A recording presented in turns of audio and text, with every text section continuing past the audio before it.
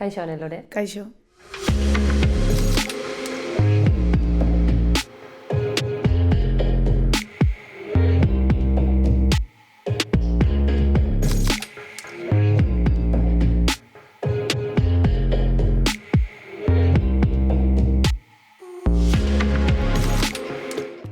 Anelore, 17-18 urte zenituenean, edo orduko Anelorek argi zeukan Baskulinari Zenterren ikasi nahi zuela? Batez. Egia esan asko kostatu zitzaiten jakitea zer ikasi nahi non. Baina, nire inguruko jendek lagundu ziten. Nire izeba momentu hortan zen orientatzaia, eta esan ziten, guazen deskartatzea zer ez dezunin nahi, hori oso argi naukela. Eta gehatu zen sukaldaritza eta gizarte hezkuntza. Orduan, Baskulinari Center momentu hortan zan guretzako zeuzer bastante zaie ematen zon sartzea, ekonomikoki nahiko garestie, eta ez zeon nire planetan.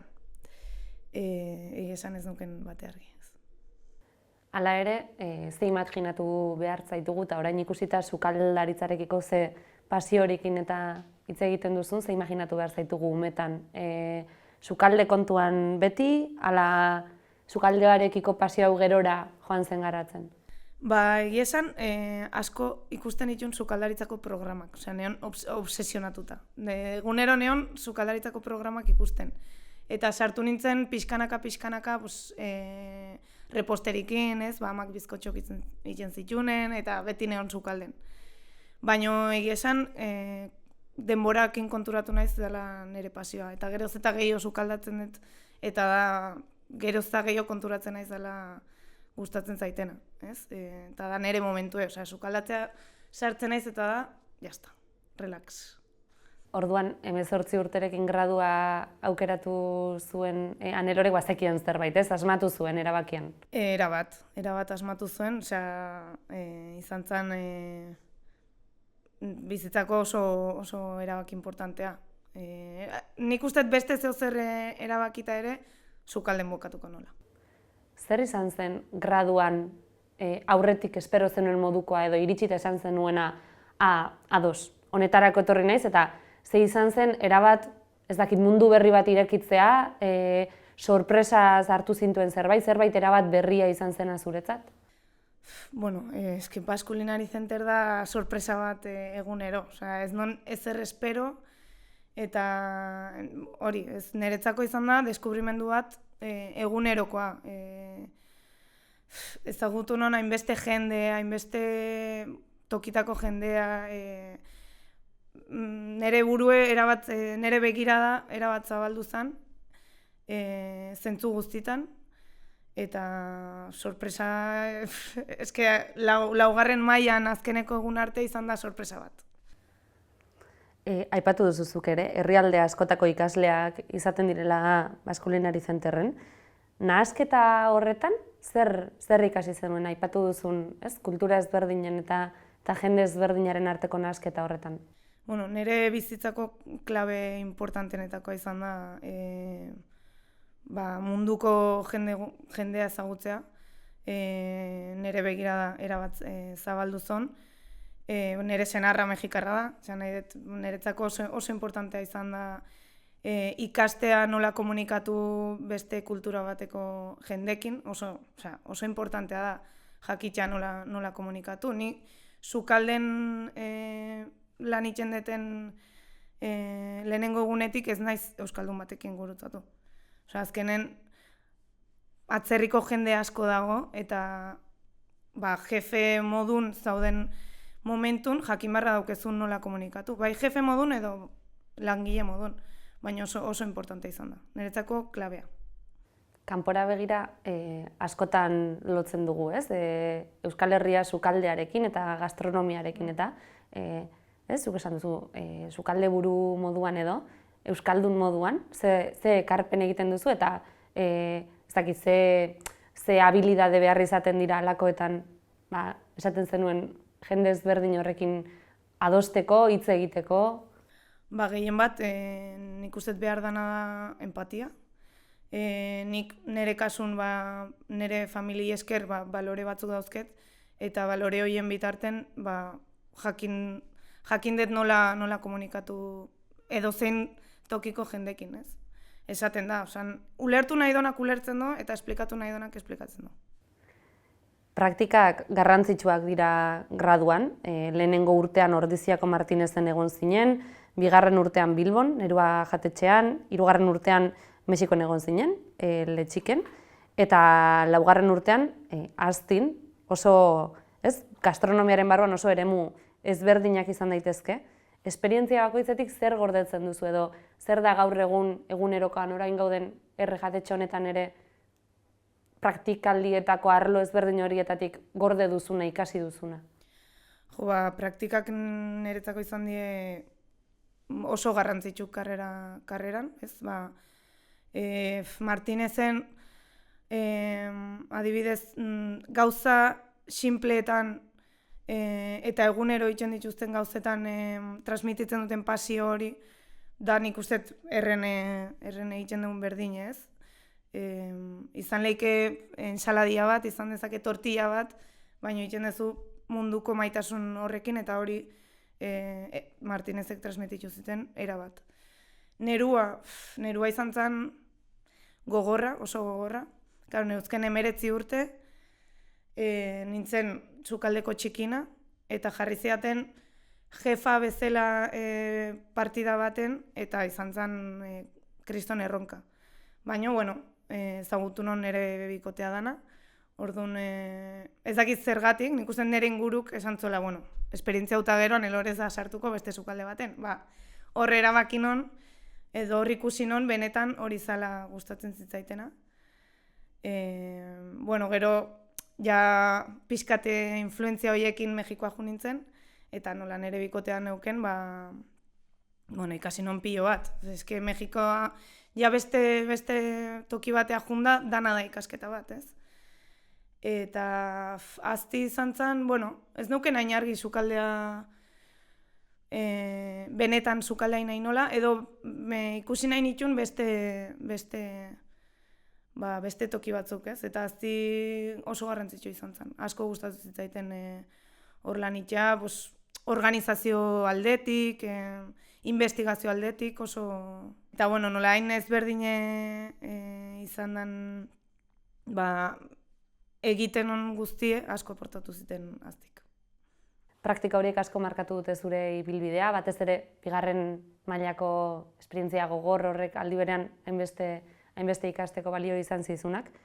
Uste duzu praktika horiek gabe oso ezberdina izango litzatekeela zure ibilbidea edo beste zerbaitetan arituko zeinatekeela? Segurazki baiet. Niretzako klabea izan die praktikak, esan nahi dut nola jakin zer egin ez bali madezu benetan probatzen, ez? Bigarren mailan nire bikotea ezagutzea izan zen garrantzitsue, ez? Beak asko lagundu ziten praktika horiek bukatzea eta baita ere inspiratu ziten jarraitzea bide honetatik. Justu duela urtebete pasatxo, urtebete eta hilabete batzuk ireki zenuten jatetxe hau, bion artean. Graduan zeundenean, buruan izan zenuen zerbait zen halako ekintzailetza proiektu batean sartzea, zure proiektua martxan jartzea, ala imaginatzen zenuen zure burua, ez dakit, beste batzuen proiektuetan lanean? Inoiz ez nuke pentsatuko hemen bukatuko nola. Niretzako ez zeon nire burun zeo zer irikitzea. Nik naiz deskubritzen mundu hau pixkanaka. Oso pertsona langilea naiz eta dana ematen dut edozein tokitan, baina ez dauket agian edo ez dut euki enprenditzeko motivazio hori inungo momentun, izan da zeo oso naturala. Pasa ditugu 5 urte beste toki baten, baita ere jefe modun, orduan sortu da biden, ez da izan nire helburu bat inoiz. Martxan jarri zenutenean, zer zen egin nahi zenutena edo ze egiteko jarri zenuten martxan hau? Bueno, azkenen naturalki sortu zen gauza bat izan zen. Ja, beste batentzako lanen ez dare zure ideiak bertan, ez? Eta guk nahi genuen, sukaldatu guk nahi genuna, osea, geha librek. Horaian juten da egunero merkatua, ni ja sukalden nago orduako, osea, gare pozik. Benetan, itxen dugu gustatzen zaiguna. Da lan gogorra, pasatzen ditugu ordu asko hemen, baino da gure etxea, eta azkenen nik uste klientek hori notatzen dutela, eta iriki genuen espresatzeko guk daukeuna barrun. Basque Culinary Center Donostian dago, hemen ikasi zenuen, ibili zara munduan zehar esan duzu beste proiektu batzuetan ere lanean, eta gero Donostiara itzuli zarete, argi izan zenuten hori? Argi izan genuen lehenengo momentutik. Zer iriki behar balima genuen Donostin izango zela. Azkenen nik uste dut foko guztik Donostin daudela, azkenen baitare gastronomika eventua hemen itzen da, eta fokoien barrun egoteko Donostin eukine genuen jatetxa. Erronka bada, ez da plaza erresa, baina argi genuen. Bukatzen joateko egingo dizkizut galdera laburrago batzuk. Galdetu nahi genizun, zure erreferenteak zeintzuk diren, ez gastronomia arloari dagokionean, berdin gertukoagoak edo ezagunagoak, Egia esan, nire referenteek nire inguruko jendea da. Nire familie, ez beti horre hondielako, aportatu dizkaten balorengatik. Niretzako hori referente importantena, eta nire bikotea, egia esan, azkenen biok iten dugu ekipo ona, baina horretarako oso ezberdinegea. Orduan, beak dauken ikuspegie beti dau behitzen zer gehiago indezakeun edo asko aportatzen dit. Nei falta zaizkiten gauza horiek eta asko inspiratzen dit nire egunerokotasunen. Eta gero gaudela inguratuta jende askoz, hostelero askoz, eta danak inspiratzen diate, ez ganbara daukegu, labeia easo, egunero lanen dauden jende horrek asko aportatzen ditu. Eta amaitzeko, ikasle hoiak diren elkarrizketatoi beti eskatzen diegu gomendioren bat, ez? Graduko ikasle berri batentzat, hasi berri den ikasle batentzat, zertarako aprobetxatu behar ditu urte hauek edo ze gomendio emango zenioke? Galdera ona. Nei gustatuko litzaidake beize bueltatzea ikastea. Aprobetxau behar da denbora. Azkenen oso gazte sartzen zanen karreran ez daukezu argi ez errez. Eta ez duzu aprobetxatzen behar dezun bezala. Baina danoi pasatuko zaigu. Importantea da lanen hastea eta gero ikustea zer... Baina aprobetxatzeko, azkenen oso importantea da. Benetan gero damutuko die ez bali badute aprobetxatzen, baina gehien bat praktikak. Bizitza hor dago, eta hor ikasten da, eta hor erabakitzen da. Eta lasai egoteko ez argi izateagatik zer izan nahi duten edo zer egin nahi duten. Gero denborak bere tokin jarriko dira. Anelore eskerrik asko, Herreren ateak zabaltzearren, guretzako, eta ondo segi. Berdin, zuei, eskerrik asko.